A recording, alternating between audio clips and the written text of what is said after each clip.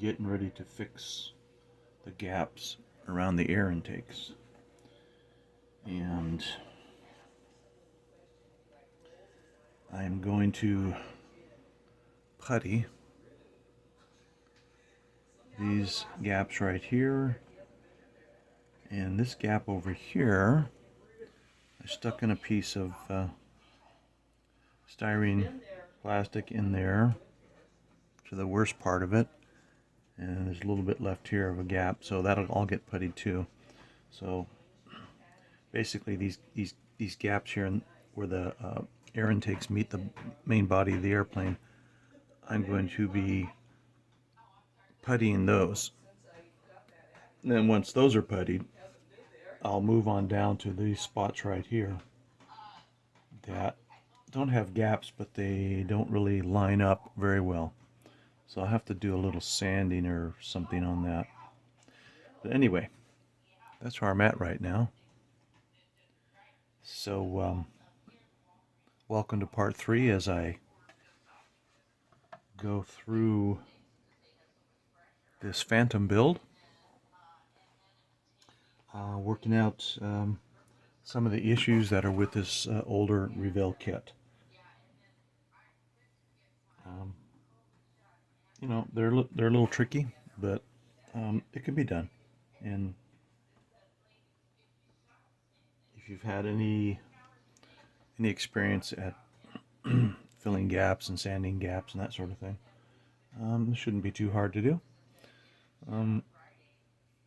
I think with this kit, it's kind of a hit and miss. I've heard that some people have done this exact same kit and didn't have this many problems. So I don't know. But yeah, I'm just going to push my way through it and get it done. And I'll see you when I come back. Okay, I have the putty on the gaps right now.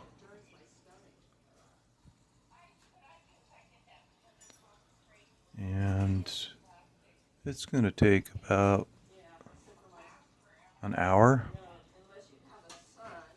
for it to be completely set up and dried and ready for the tape to peel off and to be sanded. So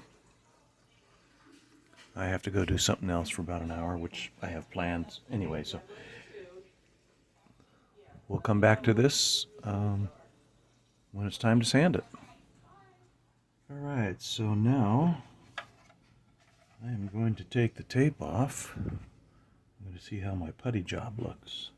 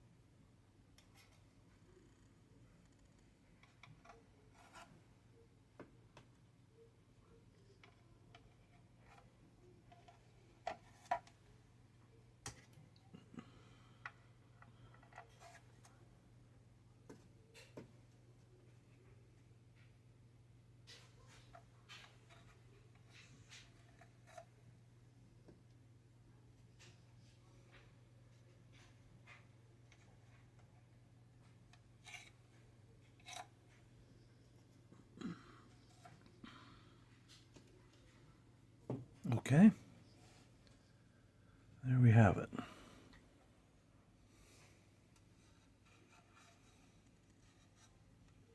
So far, so good.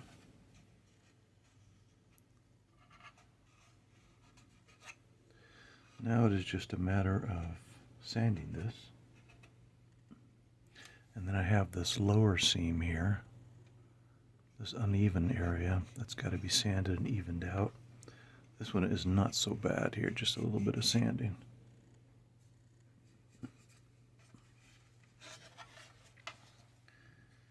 Okay, well,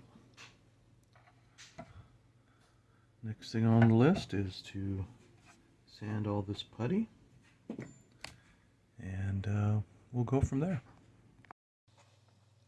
Okay, so here's where I'm at. I have sanded the putty down quite a bit and smoothed it out. And so what I have done now is I've taken my sprue goo and applied it to the areas where the putty is. And I'm going to let that thoroughly dry, and then I will sand it again, and just to get the evenness or the unevenness worked out in this thing. Excuse me. The entire model surface is filled with raised panel lines and raised rivets, and everything's raised on it. And so a bunch of that is getting eradicated as I sand and fill these gaps and seams and such. And I've found in the past when I've worked on models like this that have a lot of raised panels on them, that I can go over the whole thing real lightly with sandpaper, or sanding sticks and sandpaper, and knock these down quite a bit. And then once it gets painted, it looks fine. It'll never ever look as good as a model that has panel lines that are inset or recessed panel lines. And I'm not about to try and rescribe this whole jet. I don't have the skill or the patience to do that. I'm sure some of you can relate to that. But anyhow, yeah, so what can I say? I am at the point now where, let's see, I'm going to put a little bit more sprue goo on this one spot here of unevenness. Right here. Right in here. Right where this seam is. It's a bit of unevenness here. So we'll let that dry up really well along with the other sprue goo that I put down. And we'll come back to this probably in about an hour, I'm thinking. And let this sprue goo completely set up, and then be able to sand it once again, smooth it all out. And then I'm going to go over the entire jet with some fine sandpaper. I've got this really fine, it's almost emery cloth type sandpaper, and just kind of wet it as I go and just kind of knock all the roughness off the wings here, the panel lines and such. Yeah, so then when I go to paint it, you'll never notice that they weren't even there. That's the idea anyway. Okay, right, so let's just set this aside and we'll come back to it later. So what I've done here is I've painted some NATO black on these seam areas that I've worked on, puttied and sanded and such. So I've applied with a brush NATO black, and what's going to happen is once this NATO black dries and levels itself out, it's going to show how good of a job or how bad of a job I did of filling in the gaps and the seams and that sort of thing. whether they're going to be acceptable or not. So anyway, now we just have to wait for the NATO black to completely dry and set up, and we'll see what else needs to be done. Okay. While the NATO black is drying, I'm going to work on a couple other things. I know that I said in part 2 of this build I was going to work on the landing gear next, but I changed my mind on that. I'm going to work on that later. Right now, well, like I said, the NATO black is drying that I just painted on the seams. I'm going to work on some other parts. I'm going to work on the jet exhaust nozzles and the drop tanks and things like that. And just start putting them together, getting them ready to be painted up. So here is a set of drop tanks.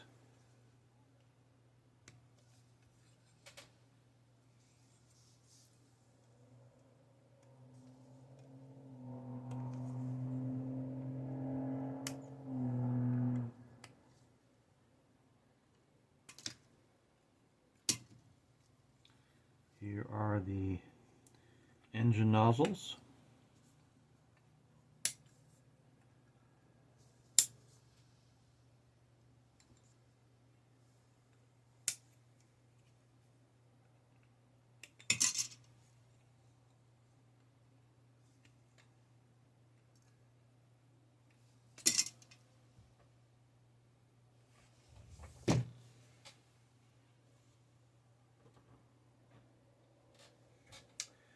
Here are some more fuel tanks, drop tanks, auxiliary tanks, whatever term you wish to use.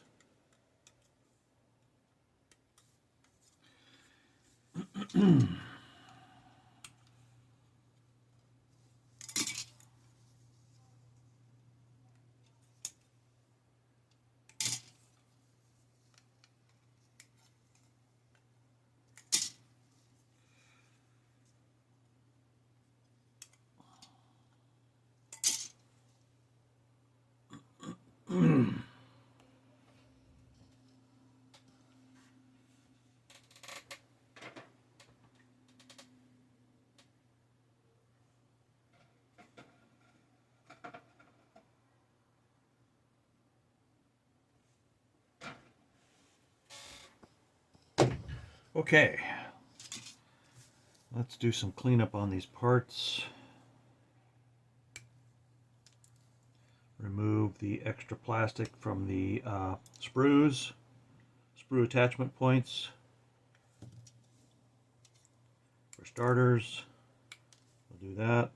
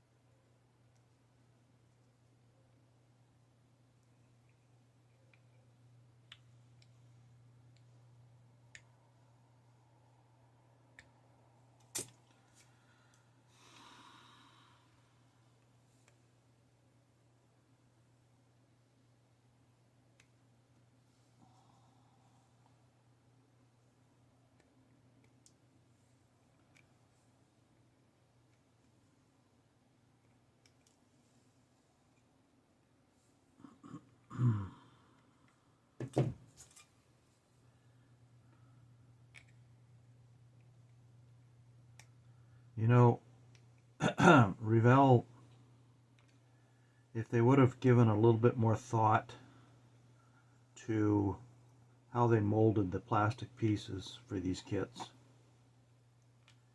it would have made it a little more enjoyable putting the pieces together,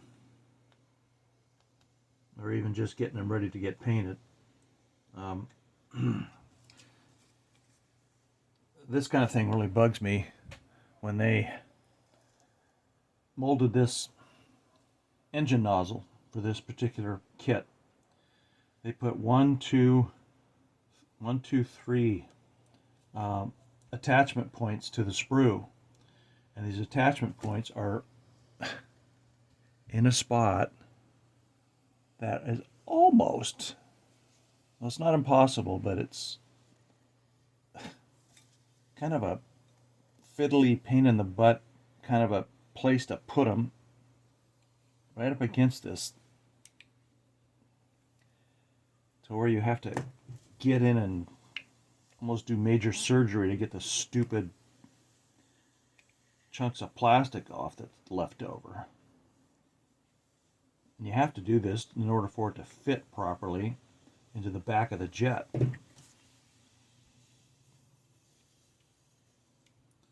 But I'm not complaining. No sir, not me. Okay. Anyway, yeah, gotta clean these up. Major pain.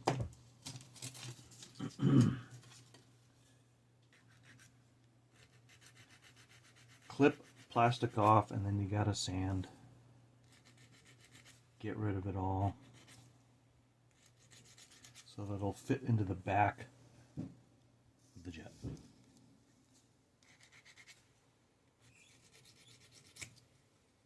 So, onward we go.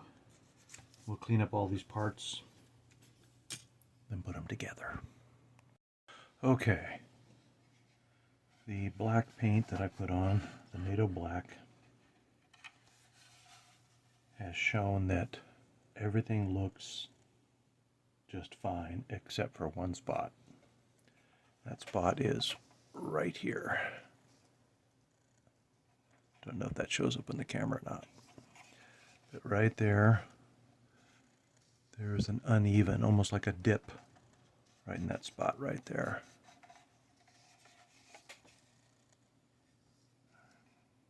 So I'm going to add some putty right there, smooth it all out.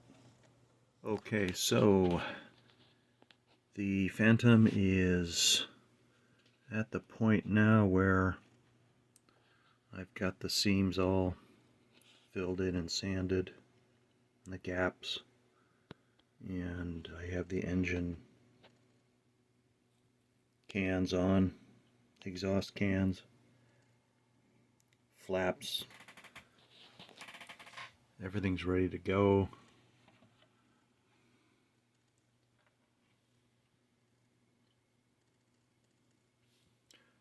So the next step for me is going to be beginning the painting process.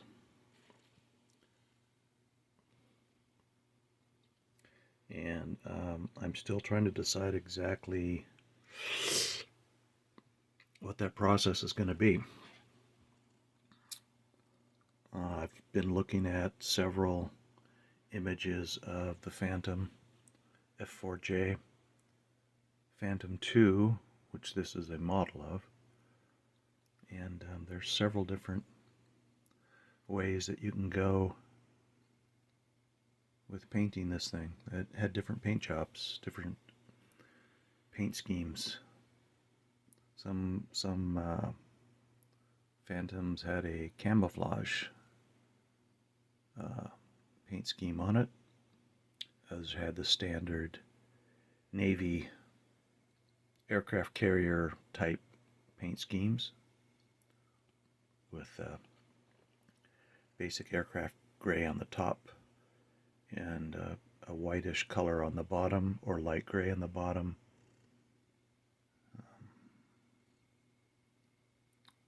So anyway, I have to decide that and pick out the colors that I have, get the airbrush all set up, and just start the painting.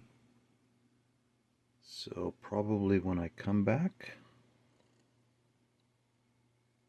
you will see the painting process being done. Okay, see you next time.